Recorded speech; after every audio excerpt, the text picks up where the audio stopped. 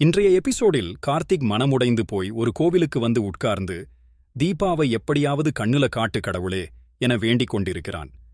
இந்த சமயத்தில் இதே கோவிலுக்கு கடவுள் வேஷம் போட்டு ஒரு குடும்பத்தினர் வந்து உட்காருகின்றனர்.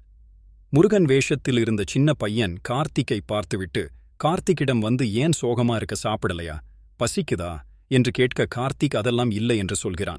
அதன் பிறகு ஒரு பொருள் தொலைந்து போச்சு, அதை கண்டுபிடித்து கொடுக்க சொல்லி கடவுளிடம் கேட்டு வந்திருக்கேன் என்று சொல்ல, இந்த சின்ன பையன் உன் பேர் என்ன என்று கேட்க, எனக்கும் உன் பேருதான் கார்த்திக் என்று சொல்ல, நான் உன்னை கார்த்திக் என்று கூப்பிடட்டுமா என்று கேட்கிறான் அந்த சிறுவன்.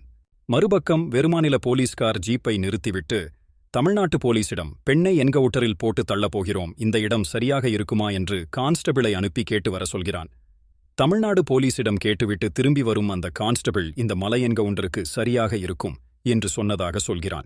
இதை ஜீப்பிற்குள் இருக்கும் கீதா என்ற அந்த பெண் கைதி கேட்டுவிட்டு, எப்படியும் என்ன கொல்லத்தானே போறீங்க, பசிக்குது, சாப்பாடு வாங்கித்தாங்க என்று கேட்கிறாள். போலீஸ் அதெல்லாம் வாங்கி தர முடியாது என்று சொல்கின்றனர்.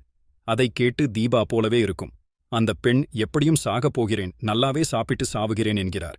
நீங்க பேசினதை நான் கேட்டுட்டேன், கடைசி ஆசையா சாப்பாடுதானே கேட்கிறேன், வாங்கி கொடுங்க என்று கேட்கிறாள். பிறகு போலீஸ் சரிவா என ஹோட்டலுக்கு அழைத்துச் செல்கின்றனர். மறுபக்கம் அந்த கோவிலில் கார்த்திக் ரொம்ப நேரமாக அந்த சின்ன பையனிடம் பேசிக் கொண்டிருக்க அந்த பையனை குடும்பத்தினர் விட்டுச் சென்று விடுகின்றனர்.